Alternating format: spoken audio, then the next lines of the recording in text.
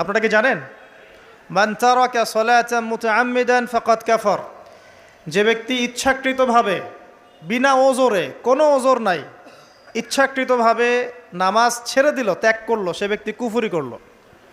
এখন আপনি বলেন, কুফরি যে ব্যক্তি করে সে কি হয়? যদি আমরা ধরেও নেই যে সে মন থেকে নামাজ অস্বীকার করে না, অলসতা বশত পড়ে নাই, তারপরেও তো কাজটা ফাঁসেকি, তাই নয় কি? আচ্ছা, তো আজকের প্রথম নসিহত হচ্ছে 5 ওয়াক্ত নামাজ মৃত্যুর আগ পর্যন্ত কেউ ছাড়বেন না। আমার সাথে ওয়াদা করেন যে ইনশাআল্লাহ আগামী যতদিন বেঁচে থাকব 5 ওয়াক্ত নামাজ জামাতে পড়ার চেষ্টা করব, যদি জামাত না পাই একা পড়ার চেষ্টা করব। আল্লাহ পাক তৌফিক দান করুন, আমিন।